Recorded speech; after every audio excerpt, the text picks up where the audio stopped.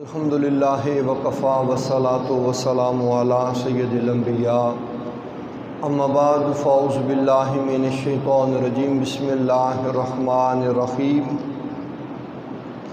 قال النبی صلی اللہ علیہ وآلہ وسلم الحسن والحسین سیدا شباب اہل الجنہ صدق اللہ مولانا العظیم وصدق رسولہ النبی الکریم الامین ان اللہ وملائکتہ یصلون علی النبی یا ایہا الذین آمنوا صلوا علیہ وسلموا تسلیما اللہم صلی علی سیدنا و اصحاب سیدنا و ازواج سیدنا و مولانا و ملجأنا و مأوانا محمد و بارک وسلم وصلی علیہ الصلاۃ والسلام علیک یا سیدی یا رسول اللہ الصلاۃ والسلام علیک یا سیدی یا حبیب اللہ الصلاۃ والسلام علیک یا سیدی یا رحمت للعالمین وعلی آلک و اصحابک یا سیدی یا خاتم النبیین۔ نہایتی واجب الاحترام معزز محترم محتشم سامعین ذی وقار، حضور نبی رحمت صلی اللہ علیہ وآلہ وسلم کا ایک مبارک فرمان عالی شان جو کہ بڑا ہی مشہور و معروف ہے، عام کی سماعتوں کے حوالے کیا۔ آقا علیہ الصلوۃ والسلام نے ارشاد فرمایا، حسن اور حسین جنتی نوجوانوں کے سردار ہیں۔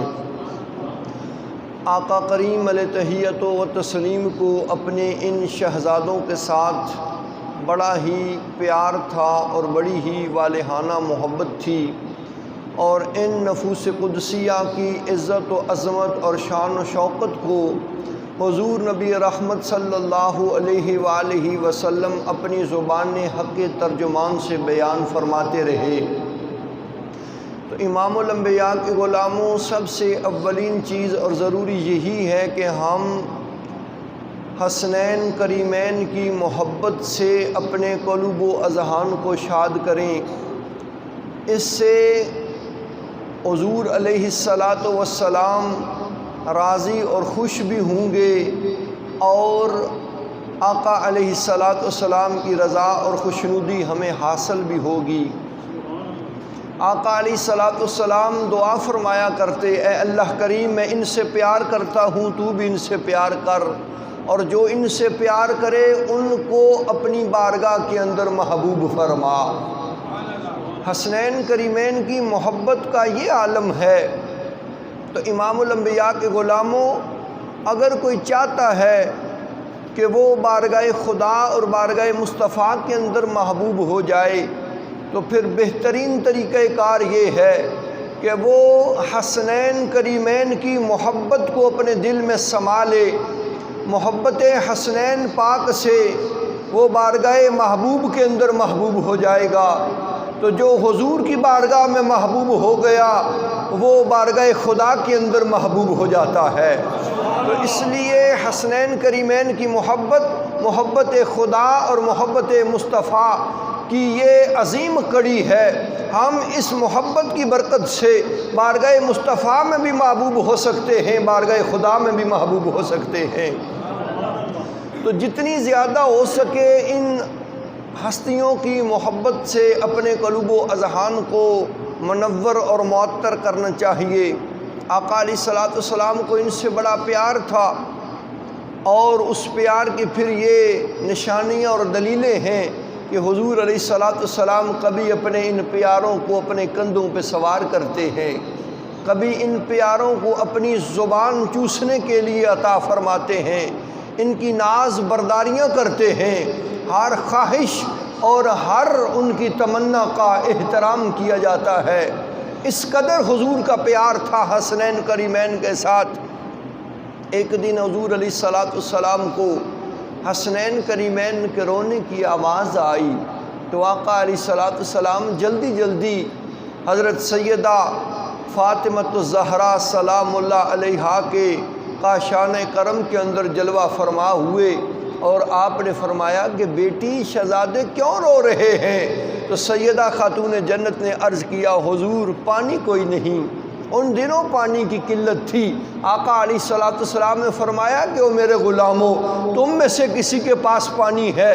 صحابہ کرام رضوان اللہ علیہ مجمعین لب کشا ہوئے، حضور ہمارے پاس بھی پانی نہیں۔ تو آقا علیہ الصلوۃ والسلام نے اپنے شہزادوں کی بے چینی کو دیکھا تو برداشت نہ کرتے ہوئے پہلے ایک شہزادے کو اٹھایا اور اپنی زبان چوسنے کو دے دی، پھر دوسرے شہزادے کو اٹھایا اور اپنی زبان چوسنے کو دے دی۔ دونوں شہزادے زبان مصطفیٰ کو چوس کے تسلی اور اطمینان حاصل کر گئے تو مصطفیٰ جان رحمت بھی سکون پذیر ہو گئے۔ حضور کو تو اس قدر پیار تھا، اس قدر محبت تھی اور اس قدر شفقت فرماتے تھے کہ اپنے شہزادوں کی ہر تمنا کا احترام ہوتا اور ان کی ناز برداریاں فرماتے۔ حضور علیہ الصلوۃ والسلام ان پہ کرم نوازی کرتے، حسنین کریمین کو حضور سونگا کرتے اور فرماتے کہ یہ میرے پھول ہیں، بوسے بھی دیتے اور سونگا کرتے کہ یہ دونوں شہزادے جو ہیں یہ میرے جنتی پھول ہیں۔ اس قدر آپ علیہ الصلوۃ والسلام اپنے ان شہزادوں سے پیار کرتے۔ تو اس واسطے ضروری ہے جیسا حضور علیہ الصلوۃ والسلام نے فرمایا نا کہ اپنی اولاد کو 3 چیزیں سکھاؤ، ایک میری محبت، دوسری میری آل کی محبت اور تیسری چیز تلاوت قرآن۔ تو یہ تینوں چیزیں ایک مسلمان کی گھٹی میں شامل ہونی چاہیے۔ نہ تو محبت مصطفیٰ کے بغیر چارہ گوئی ہے، نہ محبت آل بیت کے بغیر منزل مقصود تک بندہ پہنچ سکتا ہے، اور نہ تلاوت قرآن کے بغیر زندگی احسن انداز سے گزاری جا سکتی ہے۔ تو ان 3 چیزوں کو اپنی اولاد کو سکھاؤ اور ان کے اندر انہیں ڈیولپ کرو تو انشاءاللہ العزیز آپ کی زندگی دنیا اور آخرت کی بھی کامیاب ہو جائے گی، اور آپ کی اولاد بھی دارین کے اندر عزتوں اور عظمتوں کے ساتھ وہ شاد کام ہو جائے گی۔ تو اس واسطے جتنا زیادہ ہو سکے حضور علیہ الصلوۃ والسلام اور آپ کی آل کی محبت اولاد کو سکھائی جائے، اور یہ محبت خود بھی کی جائے۔ اسی محبت کے بل بوتے دارین کے اندر کامیابیاں اور کامرانیاں ہمارا نصیب اور مقدر ہو جائیں گی۔ کس قدر حضور کو پیار تھا اور کس قدر آپ ناز برداریاں فرمایا کرتے۔ امام الانبیاء کے غلاموں، رمضان المبارک اپنے اختتامی مراحل پر تھا، آخری رات تھی، صبح عید ہے۔ سیدہ خاتون جنت فاطمۃ الزہرا سلام اللہ علیہا بارگاہ محبوب علیہ الصلوۃ والسلام کے اندر لب کشا ہوتی ہیں کہ یا رسول اللہ، اے والد کریم، صبح عید کا دن ہے، سب کے بچے نئے لباس زیب تن کریں گے، تو آپ کے نواسے کیا پرانے ہی کپڑوں میں عید پڑھیں گے اور عیدگاہ کی طرف جائیں گے؟ ان کے واسطے نئے کپڑے کوئی نہیں، تو مہربانی کیجئے، ماں ہی ہوتی ہے کہ اس سے یہ برداشت اور گوارا نہیں ہوتا کہ سب کے بچے اچھے کپڑے پہنے اور پھر وہ بچے کے جو جنتی جوانوں کے سردار ہیں وہ پرانے پہنے، اور پھر سیدہ جیسی ماں ہو اور مصطفیٰ کریم جیسا نانا ہو تو پھر بھی وہ پرانے پہنے، یہ تو ممکن نہیں ہے۔ تو عرض گزار ہوئی کہ بچے پرانا لباس زیب تن کریں گے، تو حضور علیہ الصلوۃ والسلام تھوڑی دیر رکے رہے، پھر فرمایا کہ بیٹی جاؤ فلاں مقام پہ جوڑے پڑے ہیں وہ اٹھا لاؤ۔ حضرت سیدہ خاتون جنت فاطمۃ الزہرا سلام اللہ علیہا اس گھر کے کونے کی طرف بڑی، جس کی نشاندہی محبوب کریم علیہ تحیت و تسلیم نے کروائی تھی۔ تو پھر جب گئیں تو واپس الٹے قدم آ گئیں اور آ کے عرض کیا حضور، وہاں پر تو ایک کپڑوں کے ساتھ بندہ بھی بیٹھا ہوا ہے، اور آپ جانتے ہیں کہ آج تک سیدہ کی نظر کسی غیر محرم پہ نہیں پڑی۔ جب بھی دیکھا ہے مردوں میں سے یا اپنے والد گرامی مصطفیٰ کریم کو دیکھا ہے یا اپنے شوہر نامدار علی المرتضیٰ کو دیکھا ہے یا اپنے بیٹے حسنین کریمین کو دیکھا ہے، وہاں تو ایک غیر محرم بیٹھا ہوا ہے۔ تو آقا علیہ الصلوۃ والسلام مسکرائے اور فرمایا بیٹی وہ بیٹھنے والا عام نہیں بڑا خاص ہے، وہ انسان نہیں فرشتہ ہے، وہ فرشی نہیں عرشی ہے، وہ تورات زبور انجیل اور قرآن کا حافظ ہے، 1.25 لاکھ کم و بیش انبیاء کا صحابی ہے، وہ سدرا کا مکین سید الملائکہ جبریل امی ہے۔ اور اے میری بیٹی وہ ایسے نہیں آیا بیٹھا، وہ تیرے بچوں کا درزی بن کے آیا ہے، جنت سے جوڑے لے کے آیا ہے، وہ جوڑے لے کے آیا ہے۔ پھر سیدہ نے وہ جوڑے وصول کیے، اور جب جوڑے لیے نا تو پھر حیرت زدہ ہو گئیں۔ ایک جوڑے کا رنگ وہ سبز ہے تو دوسرے جوڑے کا رنگ سرخ ہے۔ پھر لب کشا ہوئیں کہ اے والد کریم، حسنین کریمین ایک ذات کے ہیں، ایک نسل کے ہیں، ایک رنگ اور ایک خاندان کے ہیں، پھر یہ تقسیم کیوں؟ پھر ان کے جوڑے الگ الگ کیوں ہیں؟ تو آقا علیہ الصلوۃ والسلام نے فرمایا بیٹی یہ تقسیم اللہ رب العالمین نے روز ازل سے کر دی ہے، یہ تقسیم ہو چکی ہے۔ معزز سامعین، یہ تقسیم کیسے ہوئی؟ آقا کریم علیہ تحیت و تسلیم جب معراج کی رات جنت کا مشاہدہ فرما رہے تھے تو حضور علیہ الصلوۃ والسلام نے جنت کے اندر تمام محلات کو سفید دیکھا، سارے سفید رنگ کے ہیں۔ 2 محلات ایسے ہیں کہ ایک کا رنگ سبز ہے، دوسرے کا رنگ سرخ ہے۔ آقا علیہ الصلوۃ والسلام نے فرمایا کہ جبرائیل، تو جبریل بارگاہ محبوب علیہ السلام میں پھر عرض گزار ہوئے لبیک یا رسول اللہ صلی اللہ علیہ وآلہ وسلم، میں حاضر ہوں۔ تو آقا علیہ الصلوۃ والسلام نے فرمایا کہ اے جبریل یہ سارے محلات جنت کے اندر سفید ہیں، یہ 2 منفرد کیوں ہیں اور یہ کس کے ہیں؟ جبریل امی عرض گزار ہوئے یا رسول اللہ صلی اللہ علیہ وآلہ وسلم یہ دونوں محلات آپ کے نواسوں حضرت حسن اور حسین کے ہیں۔ فرمایا پھر ان کے رنگ مختلف کیوں ہیں؟ عرض کیا حضور مختلف رنگ اس لیے ہیں کہ حضرت حسن مجتبی رضی اللہ تعالی عنہ آپ کو دنیا کے اندر زہر دے کے شہید کیا جائے گا، اور حضرت امام حسین رضی اللہ تعالی عنہ میدان کارزار کے اندر تیروں اور تلواروں سے شہید ہوں گے۔ تو بوقت شہادت حضرت امام حسن مجتبی کی رنگت سبز ہو جائے گی، اور حضرت امام حسین رضی اللہ تعالی عنہ کی رنگت سرخ ہو جائے گی۔ رب کریم جل وعلا کو آپ کے شہزادوں کی شہادت کی رنگت اتنی پسند آ گئی، حضرت حسن مجتبی کے محل کو سبز کر دیا اور امام حسین شہید کربلا کے محل کو سرخ فرما دیا ہے۔ محبت رکھو رے سبحان اللہ۔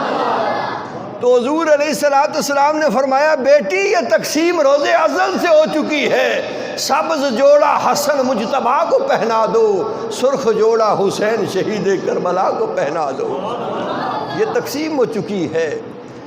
تو آپ نے جوڑے پہنا دیے، شہزادے جوڑے پہن چکے۔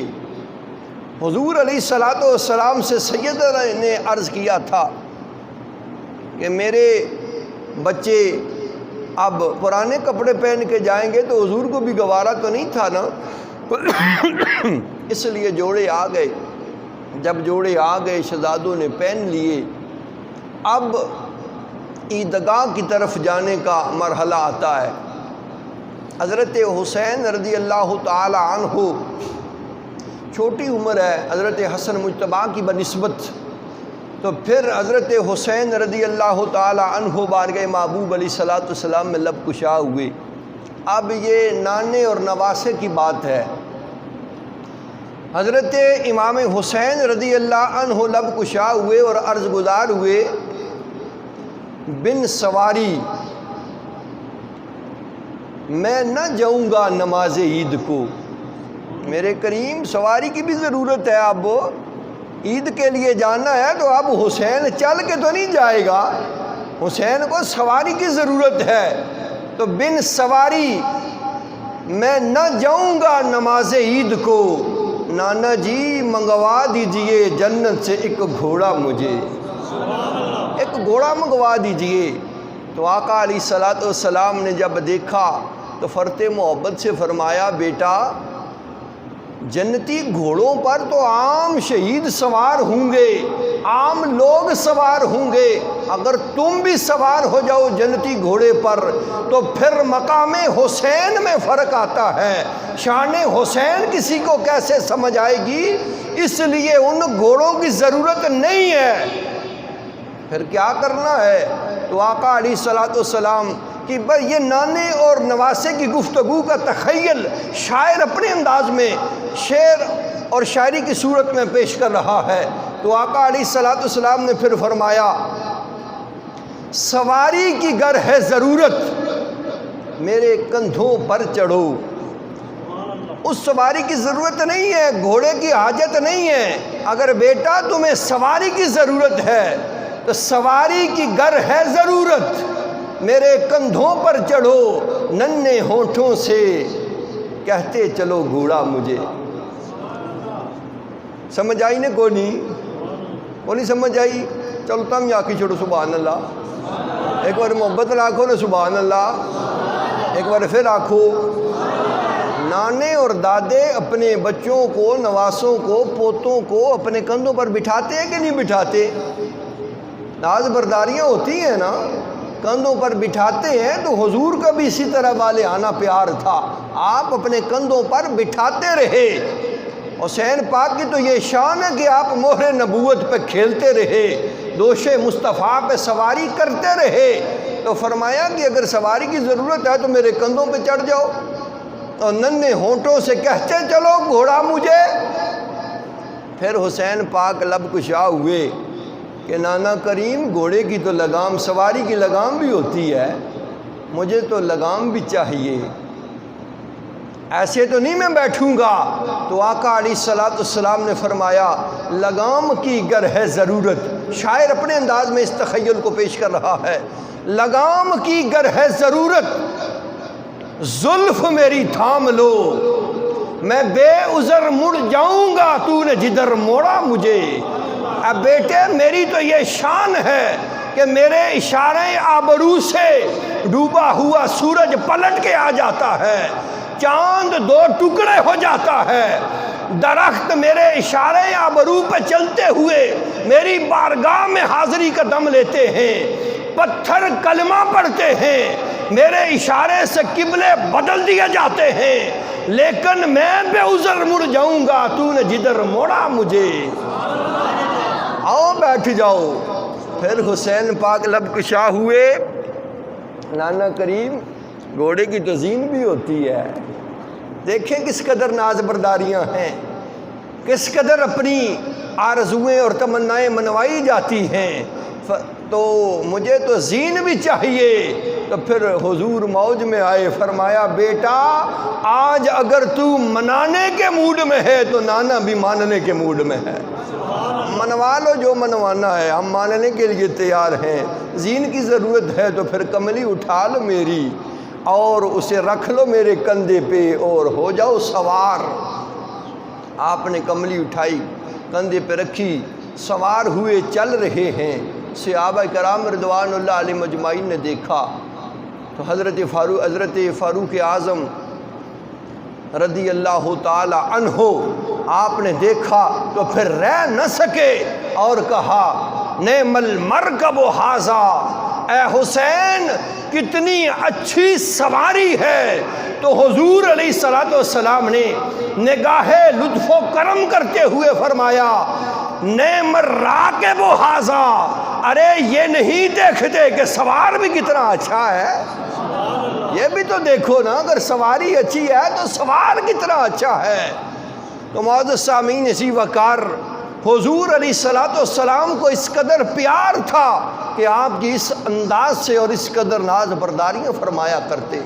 اور آپ کی تمنا کا، آپ کی خواہش کا، آپ کی حسرت کا اس قدر احترام ہوتا کہ حضور اپنے نواسوں کی ہر تمنا کو پورا فرمایا کرتے اور پیار کرتے۔ تو پیار کرنا چاہیے ان ہستیوں سے جن سے حضور علیہ الصلوۃ والسلام نے پیار فرمایا ہے۔ یہ ان کے پیار کی تو دلیلیں اور نشانیاں ہیں۔ معزز سامعین عزیز وقار، مسجد نبوی شریف کا فرش ناموار تھا، حضور علیہ الصلوۃ والسلام خطبہ عطا فرما رہے ہیں تو حسنین کریمین لڑکھڑاتے ہوئے قدموں سے چلتے ہوئے آئے۔ حضور علیہ الصلوۃ والسلام نے دیکھا کہ یہ اپنے آپ کو سنبھال نہیں پائیں گے، گر جائیں گے۔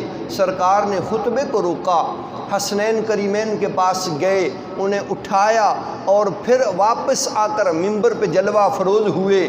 ایک پہلو پر ایک شہزادہ ہے، دوسرے پہلو پہ دوسرا شہزادہ ہے۔ اللہ کریم کو ادائے محبوب اتنی پسند آئی کہ صبح قیامت تک ممبر پہ بیٹھ کے خطبہ دینے والے ہر خطیب کے واسطے لازم کر دیا۔ دو خطبوں کے درمیان بیٹھنا، خطیب پڑھ پڑھ کے تھک نہیں جاتا، یہ سنت محبوب کو ادا کروایا جاتا ہے۔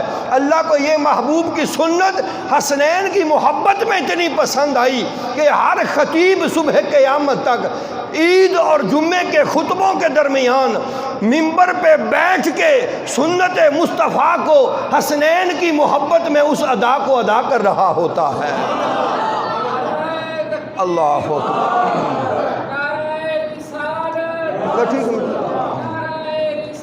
یا رسول اللہ،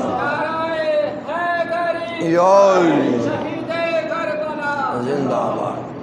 تو یہ وہ سنت ادا ہو رہی ہوتی ہے جب خطیب بیٹھ جاتا ہے۔ تو جب ہر جمعے اور عید کے موقع پر خطیب دو خطبوں کے درمیان بیٹھتا ہے اور سنت محبوب کو ادا کرتا ہے تو وہ حسنین کریمین کی محبت روز روشن کی طرح چھلک چھلک کے سامنے آ رہی ہوتی ہے۔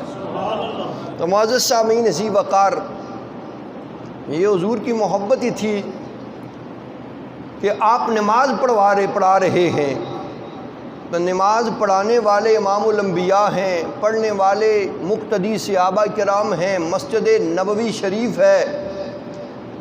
دوران نماز حضرت امام حسین رضی اللہ تعالی عنہ حضور علیہ الصلوۃ والسلام کی پشت مبارک پر سوار ہو جاتے ہیں، حضور کی پشت پہ سوار ہو گئے۔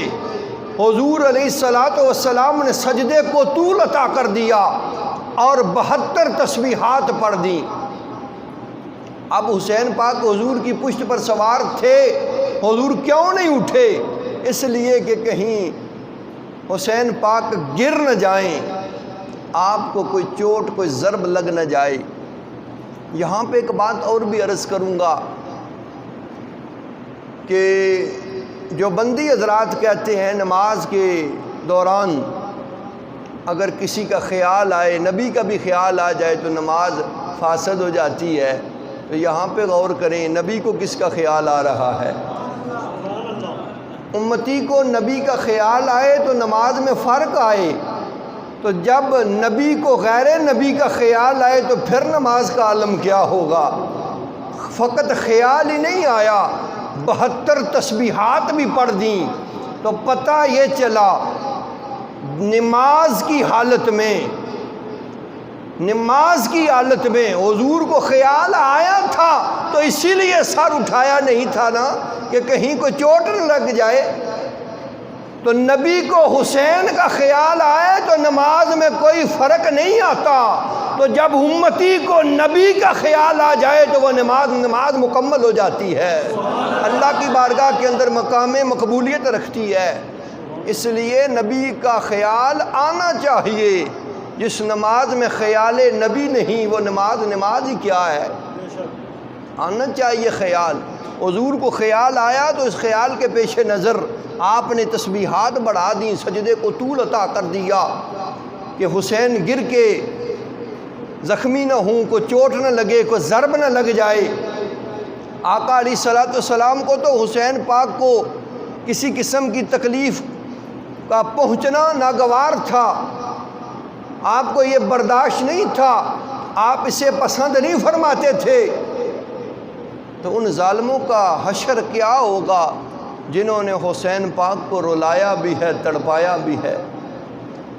خود عالم تصور میں جا کے سوچیں کیسی انہیں اللہ رسول کی بیزارگی نصیب ہوگی، اس بارگاہ سے لعنتوں کے طوق ڈالے جائیں گے۔ تو اس لیے ان نفوس قدسیہ کو جس نے ستایا ہے اس کی کوئی قدر و منزلت نہیں، اور جس نے ان کی روحوں کو ٹھنڈا کیا اور اپنے قلوب و اذہان کو ان کی محبت سے منور و معطر کیا، وہی لوگ دارین کے اندر کامیابی اور کامرانی کے حقدار ہیں۔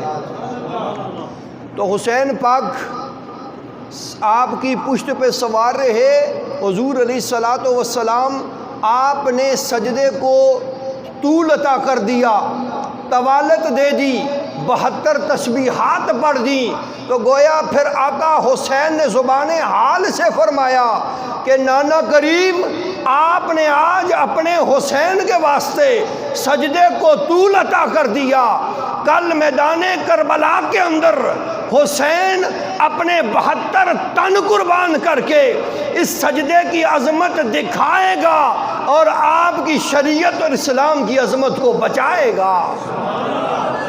اسی لیے تو پھر عاشق کہتا ہے تھے لاکھوں میں 72 تن ہی تسلیم و رضا والے، حقیقت میں خدا ان کا تھا اور یہ تھے خدا والے۔ آقا حسین نے پھر اس طول کو اپنے خانوادے کا خون دے کر اس سجدے کی عظمت دکھائی ہے اور شریعت مطہرہ اور اسلام کی عظمت بچائی ہے۔ تو امام الانبیاء کے غلاموں، آقا حسین نے ہمیں جینا اور مرنا سکھا دیا۔ اسی لیے عاشق ترجمانی کرتے ہوئے کہہ گیا، دشت بلا کو عرش کا زینہ بنا دیا، جنگل کو مصطفیٰ کا مدینہ بنا دیا، ہر ذرے کو نجف کا نگینہ بنا دیا، تو نے حسین مرنے کو جینا بنا دیا۔ اللہ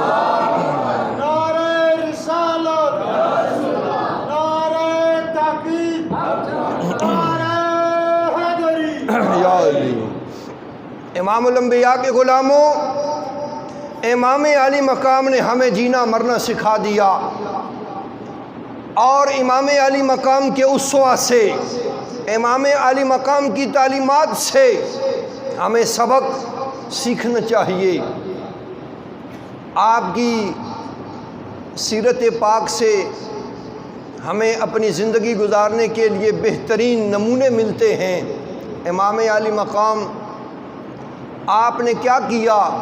حق کی خاطر آواز کو بلند کیا، فاسق و فاجر کے خلاف اعلان جنگ کیا، دین اسلام کی بقا کے واسطے اپنی اور اپنے خانوادے کی قربانی کو پیش کیا۔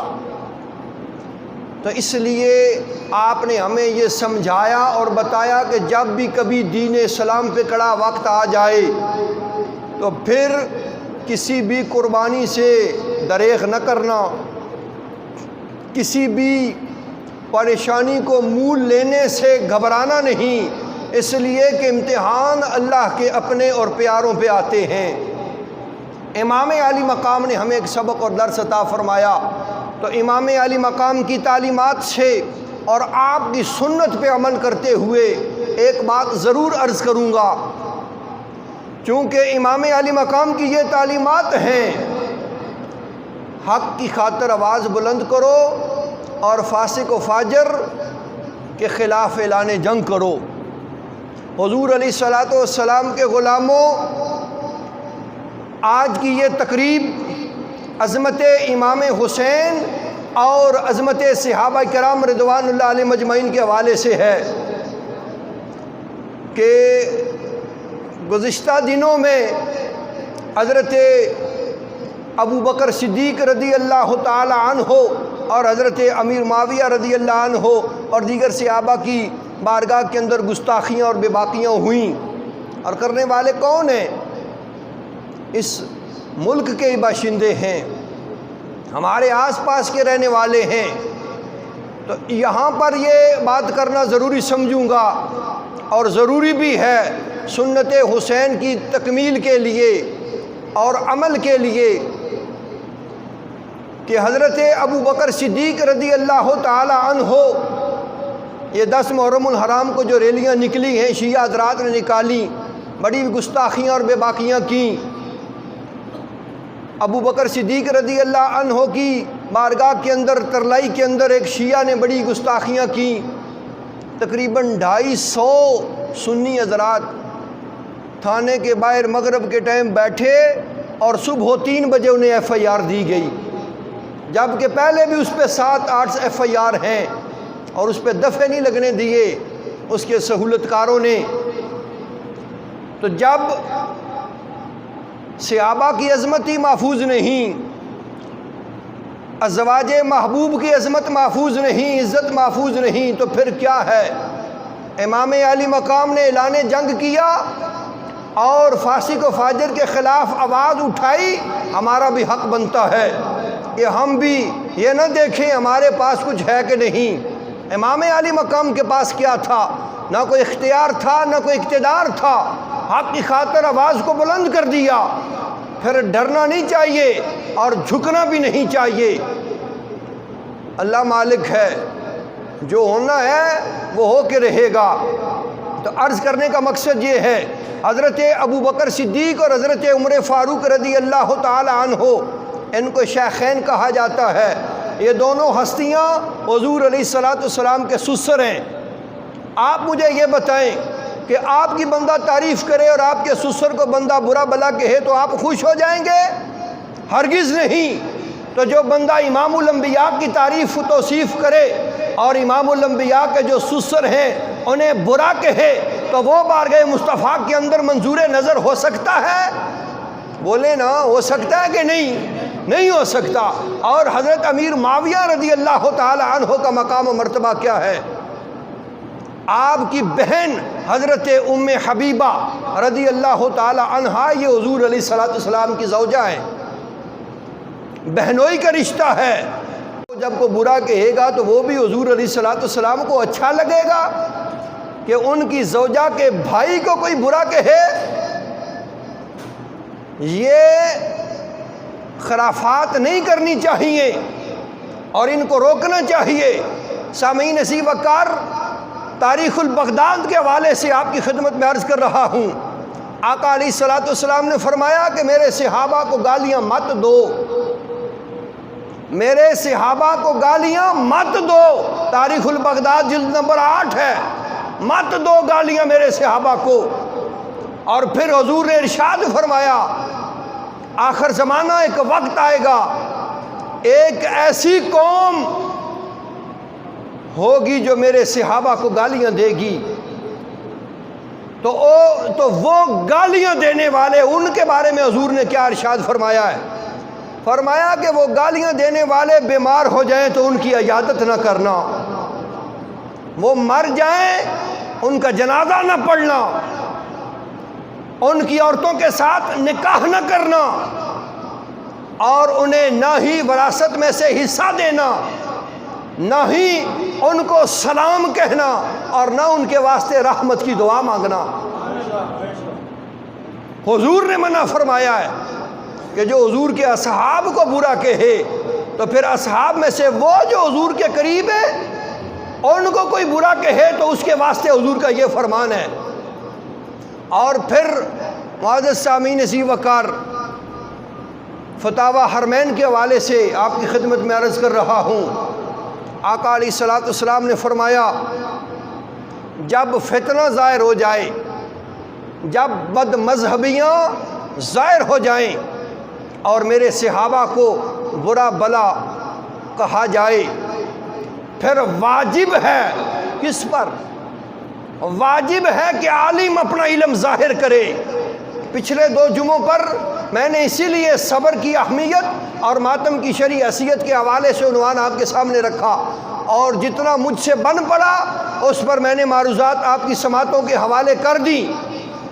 تو امام الانبیاء کے غلاموں، حضور علیہ السلام فرما رہے ہیں، یہ میری ذمہ داری ہے کہ اور وارثان منبر و محراب جو ہیں ان کی یہ اولین ذمہ داری ہے، اس لیے کہ حضور نے فرمایا جب فتنے ظاہر ہو جائیں، بد مذہبیاں ظاہر ہو جائیں، تو پھر واجب ہے کس پر؟ عالم پر، کہ وہ اپنے علم کو ظاہر کرے۔ اور اگر اس نے ایسا نہ کیا تو کیا ہوگا؟ علم ظاہر کرنے کا مطلب کیا ہے؟ مراد یہ ہے کہ وہ اس برائی کے خلاف آواز کو بلند کرے اور اس برائی کے خلاف اعلان جنگ کرے۔ حضور علیہ الصلوۃ والسلام فرما رہے ہیں کہ پھر اس عالم پر واجب ہے کہ وہ اپنا علم ظاہر کرے، اور اگر وہ اپنا علم ظاہر نہیں کرے گا، برائی کو برائی نہ کہے، لوگوں میں شعور بیدار نہ کرے اور گونگا بن کے بیٹھ جائے، تو پھر فرمایا اس کے ساتھ انجام کیا ہوگا؟ اللہ رب العالمین کی طرف سے، فرشتوں کی طرف سے اور تمام لوگوں کی طرف سے اس پہ لعنت پڑے گی، لعنت پڑے گی اس پر، اور اللہ کی بارگاہ کے اندر نہ تو اس کا کوئی فرض قابل قبول ہوگا اور نہ ہی اس کا کوئی نفل قابل قبول ہے۔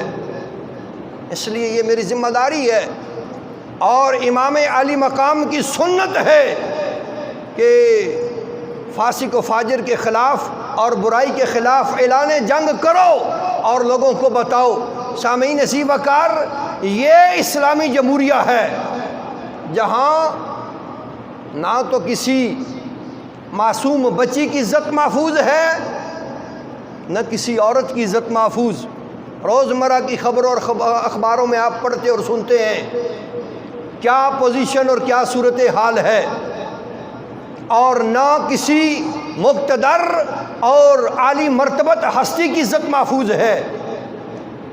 یہ حکام بالا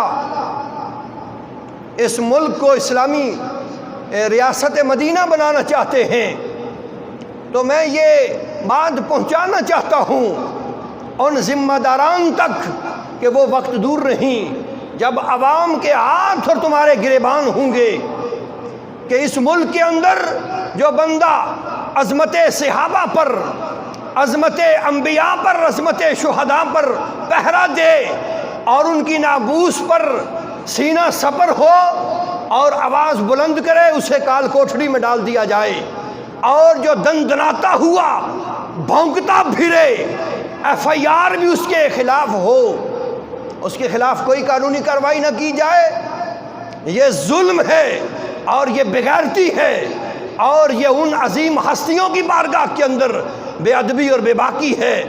امام الانبیاء کے غلاموں، صحابہ کرام کی عظمت اگر محفوظ نہیں تو کس کی محفوظ ہے؟ حضور نے پھر منع کر دیا کہ میرے صحابہ کو گالی مت دو۔ یہ گالیاں دینے والے کون ہیں اور ان کے سہولت کار کیا ہیں؟ اس بارے میں غور کرنا اور سوچنا چاہیے اور فکر کرنا چاہیے۔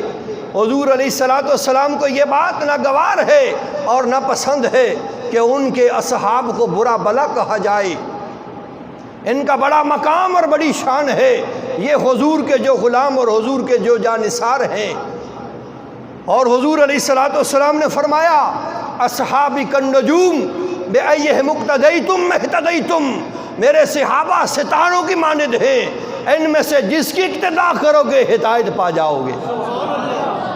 یہ تو ستاروں کی مانند ہے، تو ستاروں کو بندہ گالیاں دیتا ہے، ان کو برا بھلا کہتا ہے، کون سمجھائے گا؟ اسلامی جمہوریہ کے اندر یہ سامعین عزیز وقار مسلک شیعہ بہت ڈٹائی کے ساتھ گستاخیاں اور بے باکیاں کرتے ہیں، صرف صحابہ کرام رضوان اللہ علیہ مجمعین کی بارگاہوں کے اندر ہی نہیں، آل بیت کی بھی عزت محفوظ نہیں ہے۔ آپ دیکھتے ہیں نا ان جلوسوں کو، تو کیا ہوتا ہے؟ حضرت جناب امام علی اصغر کا تابوت نکل رہا ہے، جناب علی اکبر کا تابوت نکالا جا رہا ہے، یہ کیا ہے؟ اور پھر حضرت غازی عباس کا وہ ہاتھ بھی اٹھایا ہوا ہے، یزیدیوں نے تو کندھوں سے قلم کیے تھے بازو، اور یہ کلائی سے پنجہ لیے ہوئے پھر رہے ہیں، انہوں نے کندھوں سے کیے تھے، تم نے پنجے سے کر دیا۔ پھر سر حسین کس قدر یہ گستاخی اور بے باکی ہے۔ آپ نے دیکھا ہوگا بے شمار ویڈیو ہیں کہ ایک میز پر سر بنا ہوا ہے، کٹا ہوا سر، زلفیں بھی ہیں، داڑھی بھی ہے، نیچے خون بھی ہے۔ یہ کیا ہے جی؟ یہ سر حسین ہے، اور وہ جلوسوں میں لے جا کے پھر رہے ہیں۔ اسلامی جمہوریہ کے اندر امام الانبیاء کے غلاموں، اس قدر آل بیت اطہار کی جب گستاخی اور بے باکی ہو، اصحاب رسول کی بے توقیری ہو اور گستاخیاں کی جائیں اور انہیں کوئی نہ روکے، تو پھر لعنت ہے ان پر۔ ہمارا کام ہے آواز کو بلند کر دینا اور تصویر کا صحیح رخ دکھا دینا۔ ہماری جہاں تک ذمہ داری تھی وہ ہم نے کر دی، آگے یہ ذمہ داران کا کام ہے اور حکام بالا کی ذمہ داری ہے کہ اس برائی، اس گستاخی اور اس بے باکی کو روکا جائے۔ اگر اسلامی جمہوریہ کے اندر عظمت صحابہ اور عظمت آل بیت اور عظمت شہداء محفوظ نہیں تو پھر عام لوگوں کی عزتیں کیسے محفوظ رہ سکتی ہیں؟ اس واسطے ضروری ہے کہ ہر ایک کی عزت اور عظمت کا خیال رکھا جائے اور ہر قانون توڑنے والے کے خلاف وہ شرعی قانونی کارروائی کی جائے۔ حضرت عمر بن عبدالعزیز کے دورے کے اندر اگر کوئی بندہ حضرت جناب امیر معاویہ رضی اللہ عنہ کی بے باکی کرتا تو پھر کیا ہوتا؟ اسے 3 کوڑے لگائے جاتے، 3 کوڑے آپ مرواتے اس بندے کو جو حضرت امیر معاویہ رضی اللہ عنہ کی بارگاہ کے اندر گستاخی کرتا۔ تو یہاں پہ کیا ہو رہا ہے؟ اس لیے حضور علیہ السلام کی بارگاہ کے اندر اور اللہ رب العالمین کی بارگاہ کے اندر اگر کوئی مقام اعلیٰ حاصل کرنا چاہتا ہے تو اس کے لیے لازم ہے کہ وہ اپنے دل کو محبت آل بیت سے بھی شاد کرے اور محبت اصحاب رسول اور محبت ازواج رسول سے معطر کر کے جائے گا تو اسے بارگاہ مصطفیٰ سے بھی فیضان ملے گا، بارگاہ خدا سے بھی انعام عطا کیا جائے گا۔ اللہ اکبر۔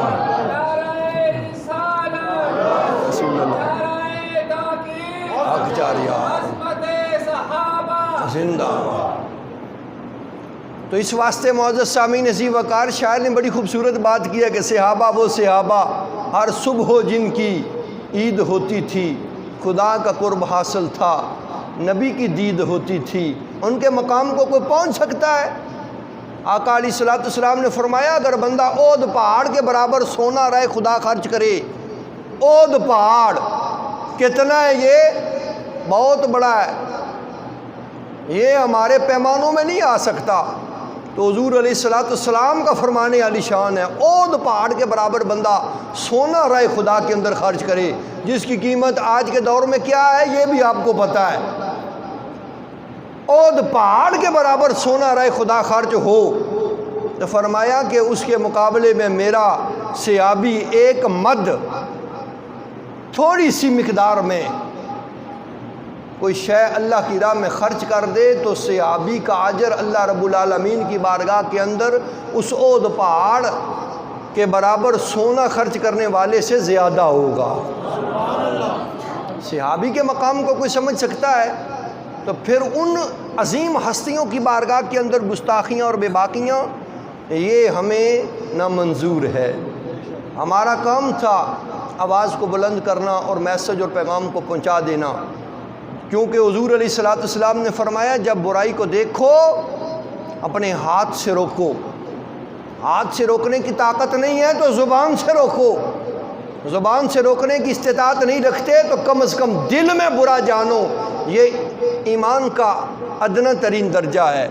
تو کم از کم ہم اگر ہاتھ سے نہیں روک سکتے زبان سے برا تو کہہ سکتے ہیں، دل میں تو برا جان سکتے ہیں۔